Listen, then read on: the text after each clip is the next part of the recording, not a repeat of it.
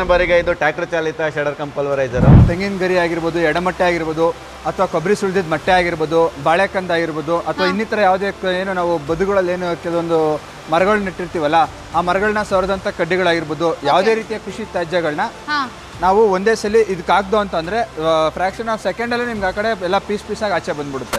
ನಿಮ್ಮ ಕೃಷಿಯಲ್ಲಿ ಏನೇನು ತ್ಯಾಜ್ಯ ಬರುತ್ತೋ ಪ್ರತಿಯೊಂದನ್ನು ಇದ್ರಲ್ಲಿ ಹಾಕಿ ಪೌಡ್ರ್ ಮಾಡಿ ಒಳ್ಳೆ ಹಸಿರೆಲೆ ಗೊಬ್ಬರ ಮಾಡ್ಕೋಬೋದು. ಇದರಲ್ಲಿ ನೀವು ಒಂದ್ಸಲಿ ಪೌಡ್ರ್ ಮಾಡಿ ಒಂದು ಕಡೆ ಹಾಕ್ಬಿಟ್ಟು 2 ಲೇಯರ್ ಮಣ್ಣು ಹೊಡೆದ್ಬಿಟ್ರೆ ನಿಮ್ಗೆ ಗೊಬ್ಬರದ ದುಡ್ಡು ಉಳಿಸ್ಬೋದು, ಜೊತೆಗೆ ನೀವು ತೋಟನೂ ಚೆನ್ನಾಗಿ ಇಟ್ಕೋಬೋದು. ಒಂದು ಮರ ಒಂದು ವರ್ಷಕ್ಕೆ ಬೇಕಂತ ಗೊಬ್ಬರನ ಅದೇ ಉತ್ಪತ್ತಿ ಮಾಡ್ಕೊಳ್ಳುತ್ತಂತೆ.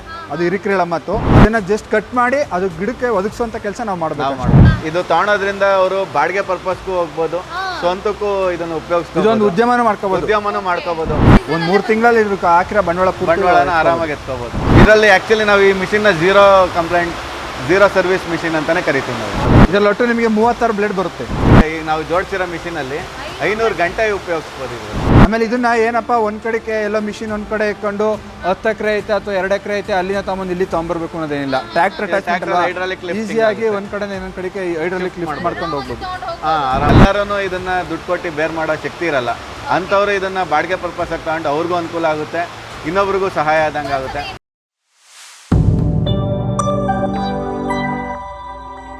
ಅಬ್ಬಾ ನೋಡಿದ್ರಲ್ಲ ಇದ್ರ ಕೆಲಸ ಯಾವ ರೀತಿಯಾಗಿ ಕ್ಷಣಾರ್ಧದಲ್ಲೇ ಮಾಡಿ ತೋರಿಸ್ತಾ ಇದೆ ಅಂತ ಹೇಳಿ. ಇದರ ಹೆಸರು ಶೆಡರ್ ಕಮ್ ಪಲ್ವರೈಸರ್.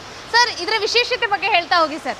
ಮೇಡಮ್, ಇದ್ರ ವಿಶೇಷತೆ ಅಂತಂದ್ರೆ ಈಗ ನಾವು ತೆಂಗಿನ ಗಿಡದಲ್ಲಿ ಈಗ ತೆಂಗಿನ ಗರಿ ಆಗಿರ್ಬೋದು, ಎಡಮಟ್ಟೆ ಆಗಿರ್ಬೋದು, ಅಥವಾ ಕೊಬ್ಬರಿ ಸುಳಿದಿದ್ದ ಮಟ್ಟೆ ಆಗಿರ್ಬೋದು, ಬಾಳೆಕಂದ ಆಗಿರ್ಬೋದು, ಅಥವಾ ಇನ್ನಿತರ ಯಾವುದೇ ಏನು ನಾವು ಬದುಗಳಲ್ಲಿ ಏನು ಕೆಲವೊಂದು ಮರಗಳನ್ನ ನೆಟ್ಟಿರ್ತೀವಲ್ಲ, ಆ ಮರಗಳನ್ನ ಸವರದಂಥ ಕಡ್ಡಿಗಳಾಗಿರ್ಬೋದು, ಯಾವುದೇ ರೀತಿಯ ಕೃಷಿ ತ್ಯಾಜ್ಯಗಳನ್ನ ನಾವು ಒಂದೇ ಸಲ ಇದಕ್ಕಾಗ್ದು ಅಂತಂದ್ರೆ ಫ್ರ್ಯಾಕ್ಷನ್ ಆಫ್ ಸೆಕೆಂಡಲ್ಲೇ ನಿಮ್ಗೆ ಆ ಕಡೆ ಎಲ್ಲ ಪೀಸಾಗಿ ಆಚೆ ಬಂದ್ಬಿಡುತ್ತೆ. ಅದರಿಂದ ನಿಮಗೆ ಗೊಬ್ಬರನೂ ಕೂಡ ತುಂಬಾ ನೀಟಾಗಿ ಬರುತ್ತೆ. ಅಂದ್ರೆ ಅದ್ರ ಮೇಲೆ ಏನು ಜಾಸ್ತಿ ದಿನ ಆಗ್ಬೇಕಾಗಿಲ್ಲ ಅದಕ್ಕೆ ಮತ್ತೆ ಗೊಬ್ಬರ ಆಗಕ್ಕೆ. ನೀವು ಒಂದು ಲೋಡ್ ಮಣ್ಣು ನೋಡಿಸ್ಬಿಟ್ರೆ ಒಂದು 15 ದಿನಕ್ಕೆಲ್ಲ ಎರೆಹುಳು ಗೊಬ್ಬರ ಆಗುತ್ತೆ. ಮೇಡಮ್, ಮೊದಲನೇ ಬಾರಿಗೆ ಇದು ಟ್ರ್ಯಾಕ್ಟರ್ ಚಾಲಿತ ಶೆಡರ್ ಕಮ್ ಪಲ್ವರೈಸರು.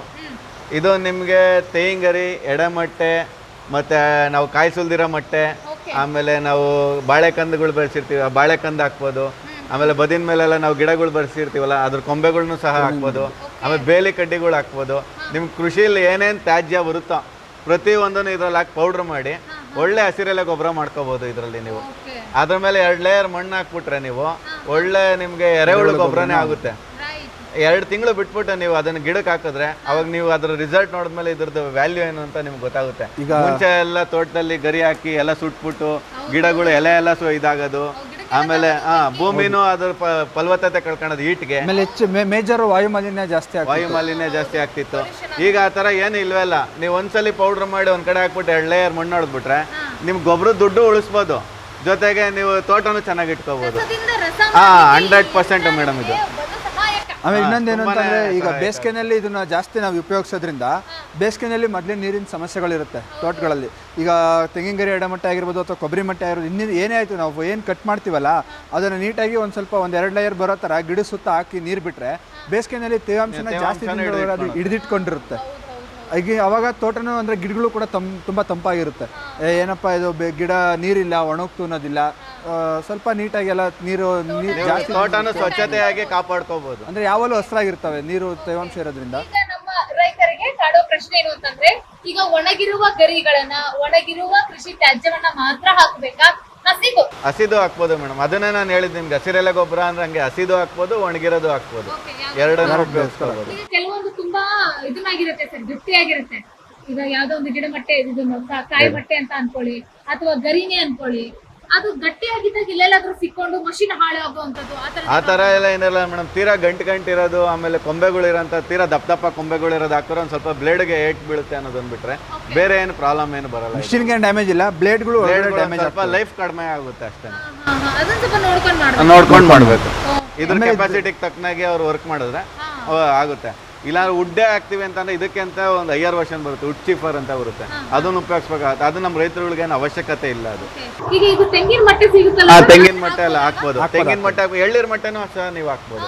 ಎಳ್ನೀರ್ ಮಟ್ಟೆನೂ ಪೌಡರ್ ಆಗುತ್ತೆ. ಅಂದ್ರೆ ನಾವೇನು ಕುರ್ಬು ಅಂತ ಬರುತ್ತಲ್ಲ, ನಾವು ಕುರ್ಬು ಅಂತ ಕರಿತೀವಿ. ನಮ್ಮ ತುಮಕೂರು ಭಾಗದ ಅದನ್ನೆಲ್ಲ ಕುರ್ಬು ಅಂತ ಹೇಳ್ತೀವಿ. ಎಳ್ನೀರು ಕುರ್ಬು ಇರುತ್ತಲ್ಲ ಅದನ್ನು ಸಹ ಹಾಕಿ ಪೌಡರ್ ಮಾಡ್ಕೋಬೋದು. ಆಮೇಲೆ ಇದನ್ನ ಏನಪ್ಪ ಒಂದ್ ಕಡೆಗೆ ಎಲ್ಲೋ ಮಿಷಿನ್ ಒಂದ್ ಕಡೆ ಇಟ್ಕೊಂಡು 10 ಎಕರೆ ಐತೆ ಅಥವಾ 2 ಎಕರೆ ಐತೆ ಅಲ್ಲಿನ ತಗೊಂಡು ಇಲ್ಲಿ ತಗೊಂಡ್ಬರ್ಬೇಕು ಅನ್ನೋದೇನಿಲ್ಲ. ಟ್ರ್ಯಾಕ್ಟರ್ hydraulic lifting ಈಸಿಯಾಗಿ ಒಂದ್ ಕಡೆ ಇನ್ನೊಂದ್ ಕಡೆಗೆ ಹೈಡ್ರಾಲಿಕ್ ಲಿಫ್ಟ್ ಮಾಡ್ಕೊಂಡು ಹೋಗ್ಬೋದು. ತಗೊಂಡು ಹೋಗಿ ಹಾ ಆರಾಮಾಗಿ ಶಿಫ್ಟ್ ಗಿಡದ ಬುಡಕ್ಕೆ ತಗೊಂಡು ಹಾಕ್ಬೋದು ಮೇಡಮ್. ವೀಲ್ಗಳನ್ನ ಕನೆಕ್ಟ್ ಮಾಡಿ ವೀಲ್ಗಳಿಲ್ಲ ಮೇಡಮ್, ಇದು ಹೈಡ್ರಾಲಿಕ್ lifting ಕಲ್ಟಿವೇಟರ್ ತರಾನೇ ನೀವು ಎತ್ಕೊಂಡು ಹೋಗ್ಬೋದು. ಈ ಕಡೆ ಆ ಕಡೆ ಉಕ್ ಹಾಕೊಂಡು ಲಿಫ್ಟ್ ಮಾಡ್ಕೊಂಡು ಹೋಗ್ಬೋದು. ಒಂದ್ ಮರ ಒಂದ್ ವರ್ಷಕ್ಕೆ ಬೇಕಂತ ಗೊಬ್ಬರನ ಅದೇ ಉತ್ಪತ್ತಿ ಮಾಡ್ಕೊಳ್ಳುತ್ತಂತೆ. ಅದು ಹಿರಿಕಿರಳ ಮಾತು. ಆ ಒಂದು ಮರ ಅದಕ್ಕೆ ಬೇಕಾಗಿರ್ತಕ್ಕಂಥ ಗೊಬ್ಬರನ ಒಂದು ವರ್ಷಕ್ಕೆ ಅದೇ ಉಪಯೋಗಿಸ್ಕೊಳ್ಳೋದು, ಅಂದ್ರೆ ಉತ್ಪತ್ತಿ ಮಾಡ್ಕೊಳ್ಳುತ್ತೆ. ಅದನ್ನ ಜಸ್ಟ್ ಕಟ್ ಮಾಡಿ ಅದು ಗಿಡಕ್ಕೆ ಒದಗಿಸುವಂತ ಕೆಲಸ ನಾವು ಮಾಡಬೇಕು. ತುಂಬಾ ಚೆನ್ನಾಗಿ ಹೇಳಿದ್ರು, ತುಂಬಾ ಚೆನ್ನಾಗಿ ಹೇಳಿದ್ರು. ಒಂದು ಗಿಡ ನಾನು ಬೆಳೆದಿರುತ್ತಲ್ಲ ನನಗೆ ಬೇಕಾದಂತ ಗೊಬ್ಬರವನ್ನ ತಾನೇ ತಯಾರಿಸ್ಕೊಂಡಿರುತ್ತೆ. ಹೌದು. ಅಂದ್ರೆ ನಮ್ಮ ರೈತರಿಗೆ ಅರ್ಥ ಆಗಿರಲ್ಲ. ಮೇಲ್ಗೊಬ್ಬರವಾಗಿ ರಸಗೊಬ್ಬರವನ್ನ ತಂದು ಹಾಕಿರ್ತಾರೆ. ಸೊ ನೀವು ಹೇಳ್ದಂಗೆ ಈ ಮಷೀನ್ ಅನ್ನ ಉಪಯೋಗಿಸ್ಕೊಂಡು ಕೃಷಿ ತ್ಯಾಜ್ಯವನ್ನ ಇದ್ರಲ್ಲಿ ಹಾಕಿ ಸಣ್ಣಗೆ ಪೌಡರ್ ಮಾಡಿ ತೋಟ ತುಂಬೆಲ್ಲ ಹಾಕೋದ್ರಿಂದ ಅದು 2 ತಿಂಗಳಿಗೆ ಒಳ್ಳೆ ಗೊಬ್ಬರ ಆಗುತ್ತೆ. ಅದರದ್ದು ಚೆನ್ನಾಗಿರುತ್ತೆ ರಿಸಲ್ಟ್ ರಿಸಲ್ಟ್ ಆರ್ಗ್ಯಾನಿಕ್ ಅಲ್ಲಿ ಬೆಳೆದಂತ ಖುಷಿ ಸಿಗುತ್ತೆ. ಹೌದು, ಸರ್ ಇನ್ನೊಂದು ಇದು ಕಾಸ್ಟ್ ಹೆಂಗೆ ಸರ್? ಇದು ತುಂಬಾ ವೆಚ್ಚ ಆಗುತ್ತಾ ನಮ್ಮ ರೈತರು ಕೇಳೋದು? ತುಂಬಾ ವೆಚ್ಚ ಅಂತ ಏನಿಲ್ಲ ಮೇಡಮ್. ಇದು ತಗೊಳೋದ್ರಿಂದ ಅವರು ಬಾಡಿಗೆ ಪರ್ಪಸ್ಗೂ ಹೋಗ್ಬೋದು, ಸ್ವಂತಕ್ಕೂ ಇದನ್ನ ಉಪಯೋಗಿಸ್ಬೋದು. ಇದೊಂದು ಉದ್ಯಮನೂ ಮಾಡ್ಕೋಬಹುದು ಒಬ್ಬ ರೈತ. ಬಾಡಿಗೆ ಹೊಡ್ಕೊಂಡು ಆರಾಮಾಗಿ ಗಂಟೆ ಒಂದು ದಿನಕ್ಕೆ 250 ತೆಂಗಿನ ಗಿಡ ಕ್ಲೀನ್ ಮಾಡೋವಷ್ಟು ಕೆಪಾಸಿಟಿ ಇದೆ. ಒಂದು ದಿವಸಕ್ಕೆ 25 8 ಅವರ್ ನೀವು ಇದರಲ್ಲಿ ಮಿಷಿನಲ್ಲಿ ಕೆಲಸ ಮಾಡಿದ್ರೆ 250 ತೆಂಗಿನ ಗಿಡ ಕ್ಲೀನ್ ಆಗುತ್ತೆ. ಹಾಗಾಗಿ ಅವರು ಒಂದು ದಿವಸದಲ್ಲಿ ಅವ್ರ ಕೆಲಸ ಮುಗಿಸ್ಕೊಂಡು ಮಿಕ್ಕಿದ ಟೈಮಲ್ಲಿ ಇದು ಬಾಡಿಗೆ ಪರ್ಪಸ್ ಅವರ ಸ್ನೇಹಿತರಾಗ್ಬೋದು, ಅವ್ರ ಊರಲ್ಲಿ ಯಾರ್ಯಾರು ಇರ್ಬೋದು, ಅವ್ರಿಗೇನಾರ ಬಾಡಿಗೆ ವೆಚ್ಚದಲ್ಲಾರ ಹೋದ್ರೆ ಅವ್ರಿಗೂ ಅನುಕೂಲ ಆಗುತ್ತೆ. ಎಲ್ಲರೂ ಇದನ್ನ ದುಡ್ಡು ಕೊಟ್ಟು ಬೇರೆ ಮಾಡೋ ಶಕ್ತಿ ಇರಲ್ಲ. ಅಂಥವ್ರು ಇದನ್ನ ಬಾಡಿಗೆ ಪರ್ಪಸ್ ತಗೊಂಡು ಅವ್ರಿಗೂ ಅನುಕೂಲ ಆಗುತ್ತೆ, ಇನ್ನೊಬ್ರಿಗೂ ಸಹಾಯ ಆದಂಗೆ ಆಗುತ್ತೆ. ಇನ್ವೆಸ್ಟ್ ಮಾಡಿರೋ ದುಡ್ಡು ಆರಾಮಾಗಿ ಅವರು ಆರಾಮಾಗಿ ಎತ್ಕೋಬಹುದು. ಒಂದು 3 ತಿಂಗಳಲ್ಲಿ ಇದಕ್ಕೆ ಹಾಕಿರೋ ಬಂಡವಾಳನ ಆರಾಮಾಗಿ ಎತ್ಕೋಬಹುದು. ಅವ್ರಿಗೊಂದು ಉದ್ಯೋಗ ಆದಂಗೂ ಆಗುತ್ತೆ, ಬೇರೆಯವ್ರಿಗೊಂದು ಸಹಾಯ ಆದಂಗೂ ಆಗುತ್ತೆ ಈ ಮಿಷಿನ್ ತಗೊಳೋದ್ರಿಂದ. ಇದ್ರ ಮೇಂಟೆನೆನ್ಸ್ ಆಕ್ಚುಲಿ ನಮ್ಮಲ್ಲಿ ಝೀರೋ ಮೇಂಟೆನೆನ್ಸ್ ಅಂತ ಮಿಷಿನ್ ಕರಿತೀವಿ ಇದನ್ನು. ಝೀರೋ ಮೇಂಟೆನೆನ್ಸ್ ಇದು ಅವರು ಹತ್ತತ್ರ ಮಿನಿಮಮ್ 500 ಗಂಟೆ ಉಪಯೋಗಿಸಿದ್ಮೇಲೆ ಬ್ಲೇಡ್ ಒಂದು ಖರ್ಚು ಬರುತ್ತೆ. ಅಷ್ಟು ಬಿಟ್ಟರೆ ಇದರಲ್ಲಿ ಇನ್ನೇನು ಬರಲ್ಲ. ಗ್ರೀಸ್ ಪಾಯಿಂಟ್ಗಳು ಇರ್ತವೆ, ಗ್ರೀಸ್ಗಳು ಹಾಕೊಂಡು ಉಪಯೋಗಿಸಿದ್ರೆ ಇದರಲ್ಲಿ ಆ್ಯಕ್ಚುಲಿ ನಾವು ಈ ಮಿಷಿನ್ನ ಝೀರೋ ಸರ್ವಿಸ್ ಮಿಷಿನ್ ಅಂತಾನೆ ಕರಿತೀವಿ ನಾವು. ಇದರಲ್ಲಿ ಬ್ಲೇಡ್ ಒಂದು ಬಿಟ್ರೆ ಇನ್ನೇನು ಖರ್ಚು ಬರಲ್ಲ. ಇದರಲ್ಲಿ ಒಟ್ಟು ನಿಮಗೆ 36 ಬ್ಲೇಡ್ ಬರುತ್ತೆ. ಈ ಮಿಷಿನಲ್ಲಿ 36 ಬ್ಲೇಡ್ ಬರುತ್ತೆ. ಇದಕ್ಕಿಂತ ಚಿಕ್ಕ ಮಿಷಿನಲ್ಲಿ 500 ಗಂಟೆ ಹೊಡಿಬೋದು. ಈಗ ನಾವು ಜೋಡಿಸಿರೋ ಮಿಷಿನಲ್ಲಿ 500 ಗಂಟೆ ಉಪಯೋಗಿಸ್ಬೋದು. ಇದಕ್ಕಿಂತ ದೊಡ್ಡ ಮಿಷಿನಲ್ಲಿ 42 ಬ್ಲೇಡ್ ಬರುತ್ತೆ. ಅದು ಟ್ರ್ಯಾಕ್ಟ್ರಿ HP ಮೇಲೆ ಡಿಪೆಂಡ್ ಆಗುತ್ತೆ. ನಾವು ಚಿಕ್ಕ ಗಾಡಿಗಳಿಗೆಲ್ಲ ಬಿಲೋ 30 HP ಇರೋ ಟ್ರ್ಯಾಕ್ಟ್ರಿಗಳಿಗೆಲ್ಲ 30 ಬ್ಲೇಡಿಂಗ್ ಕೊಡ್ತೀವಿ. ಅಬೌಟ್ 35 HP ಇರೋ ಟ್ರ್ಯಾಕ್ಟ್ರಿಗಳಿಗೆ ನಾವು 36 ಬ್ಲೇಡಿಂಗ್ ಕೊಡ್ತೀವಿ.